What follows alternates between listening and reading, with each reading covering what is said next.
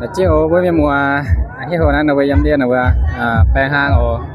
จะได้ให้เราก็แปลงด่างในที่นั้นเราแปลงห้างแปลงฮะเนี่ย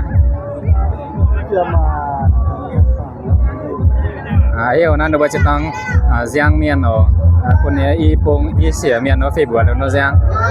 ฝังเต่านั้นเราไปยำน้ำทรายโอน้ำทรายนั้นเรามาจันไปจะจันอยู่ว่าเมียนเจ้ายำน้ำกลางยังมาเมียนกันนะ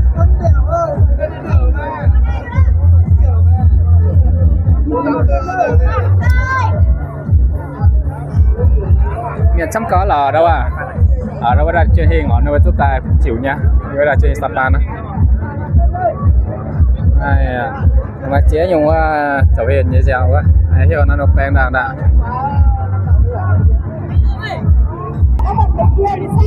nó có đi bèn hả nó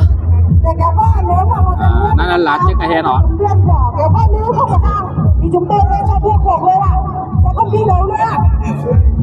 yêu ra sẽ tòng giang miền nó con y phun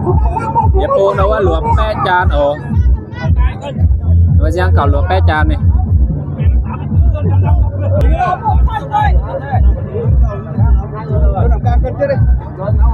nó giang cầu giang chan anh để chụp kéo co xin được báo một lần nữa để kéo co của nước của bên nông thang và huyện nông xài trên đấy ở trận mưa đây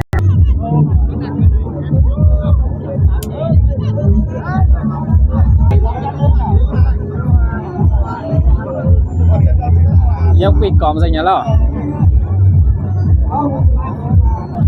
nó quá ăn tiêu này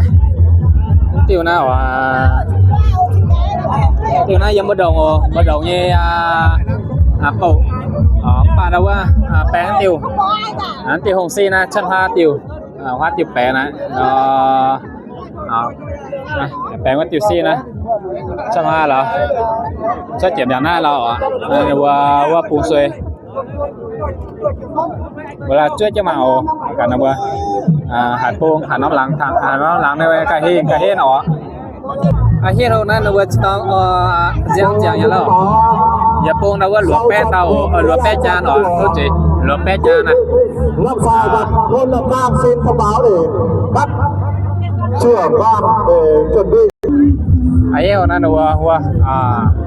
ta chìm nhị ta bén lỏ dám buông nào em con này đâu có nằm can lận con này nằm can lận ồ anh con này dám đâu có nằm sai lận con này chặt ơi ồ con này chặt về bán con này vô miền trung miền tháp con trung chặt về ồ bạn này ta nhất bèn là vừa bèn là lửa tầng ta nhịp bèn là thiếu tỏ bèn mấy mùa mùa cho ta là vừa nhất tôi là vừa bèn lỏ ồ hai đội chế của chúng ta nhả vô xong này và đội này lùi lại đi kéo dây xong rồi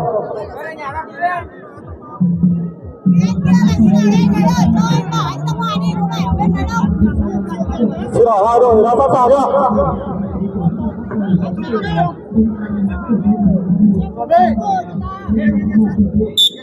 ôi ồ nó hồi chơi té ồ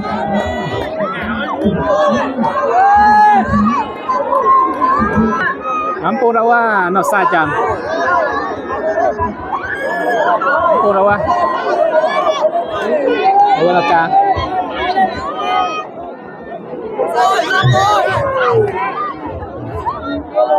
cố lên nằm ca cố lên nằm ca cố lên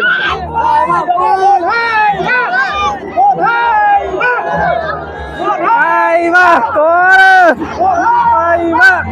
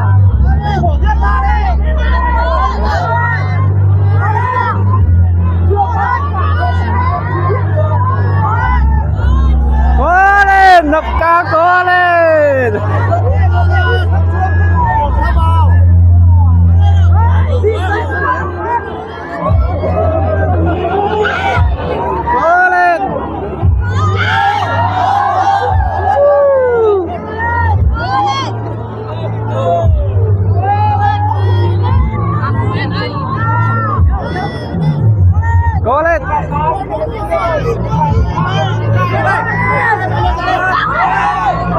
Cố lên. Cố lên. Cố lên. Cố lên. Cố lên.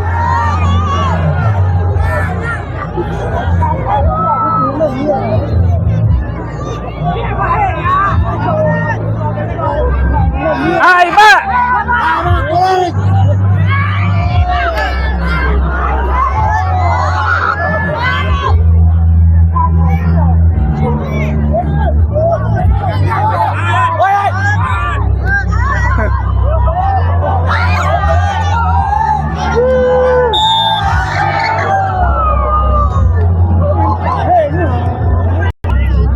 Tại vì rút đâu đâu bang chẳng nhà lo đâu buông thẳng buông đâu cái hình buông này giống chủ chân phải và sai hết buông đâu hình ba này bang tây nhị rút bang tây nhị rút tận vẻ thiếu tòng buông này đâu nắp cá miền yêu miền hiểu đâu giống tây nhị rút là đâu bang á về thiếu tòng phụ giống nập sai chân phải phụ này mắm phụ đâu vậy dâm nập cá miền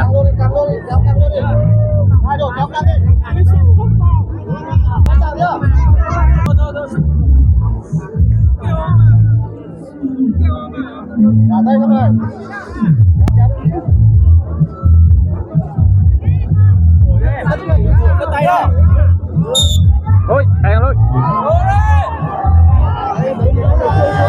ơi ơi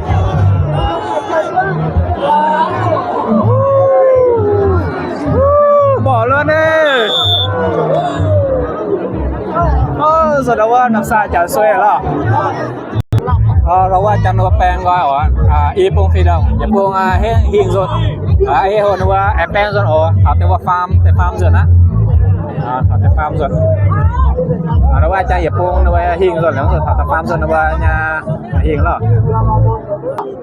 thằng farm rồi lo ngang ô con nạp sai rồi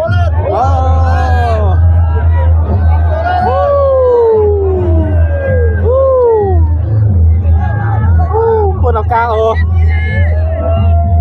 con nạp cao hiền luôn dân nằm ca hiền và của em vừa rồi là ca hiền rồi xin thông báo đây là cúp nắp can đã giành chiến thắng 2-1. Yeah.